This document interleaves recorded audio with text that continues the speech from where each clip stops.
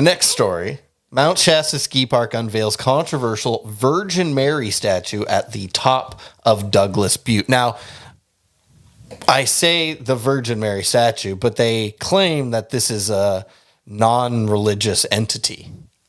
It's non-denominational, as they claim. Seems weird to me. Seems a little, I don't know. You and I have known it. I actually think it's a beautiful statue, though, by the way. Yes. So they announced this last year that they were doing this. You and I have known about this for 6 years. Yeah.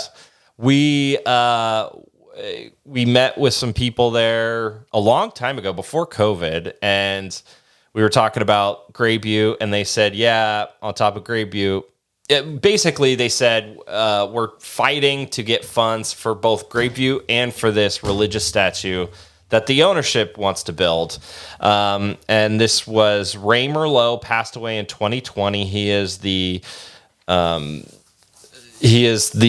of the family who owns the ski park, who purchased the ski park, in 2017, 2018, maybe. And this was sort of his dying wish, is he wanted this 20-foot statue of the Virgin Mary on top of Douglas, which in turn has like this fantastic view of Mount Shasta behind it. It's really beautiful. I don't know if the statue is 20 feet. I think the whole structure is 20 feet. The whole thing, yeah. It steps up to it. We had heard about the 20-foot statue, and that's a big statue. So this thing is not as tall as I have had people send me pictures of it. I have had people told me it's big in real life. Is it really? Yeah. So, again, we haven't seen it in person yet. No, but the pictures are fantastic. Again, I think it's a gorgeous. It's actually much better looking than I ever thought it would be. Yes. They spent at least $1 million on it. I know they were putting aside $1 million for it. They may have spent more. I don't know. So this is Robin Merlot, whose husband was Ray. She really fulfilled his vision of this statue after he passed away in 2020. They dubbed it Our Lady of Mount Shasta. Again, it's located atop the Douglas Lift. And since Mount Shasta Ski Park opened on December 11th with a bunch of snow, a lot of people have seen it. This was with some controversy. There was a petition going around for people to urge the Forest Service to stop this project. It obviously didn't work. It's a private business. They can do whatever they want. The business. I mean, to an extent, yes, they are on, what is it? They permit through the U.S. Forest Service. So it is it's part of the Shasta Trinity National Forest. It's interesting onto itself because it is a private business, but they do business with the Forest Service, and they use permits through the Forest Service, which is why they can't open, say, as long as they want in the spring if they have a bunch of snow. So, yes, again, I think we've talked about this in the podcast in the past, that, this is a non-denominational tribute to the spirituality of the mountain. That being said, the Virgin Mary is really, really points to one religion and one religion only, and that's Catholicism. I totally agree with you on that one. I wish that the two owners, the proprietors, the people who wanted to do this, just kept the Virgin Mary to themselves and just called this the Lady of the Mountain or something like that. Then I think everybody would have embraced it. Because if you look at the statue and you look at other statue of the Virgin Mary, they're not similar looking, really. You can argue that this is just the Lady of the Mountain and the spirit of the mountain. And I like that, right? Like the spirituality that comes from that mountain is well renowned, but you're literally calling it a statue of the Virgin Mary, which is Catholicism specifically, so calling it non-denominational is their way of trying to brush it under the rug. But like, you could have just called it the Lady of the Mountain or something like that, and then just kept it's the Virgin Mary. You could have written it down somewhere even, and so it comes out after, whatever. But I just think leaning into it at the beginning was maybe not the best idea. Yeah, it's funny you say that because there actually is a Lady of Mount Shasta. There's one area where if you look at Mount Shasta, it looks like there's a lady laying down, and they've called it the Lady of Mount Shasta. But yeah, it's clearly the Virgin Mary. I mean, it's very, it's you can't. She's holding up the baby Jesus, and so I there is some controversy.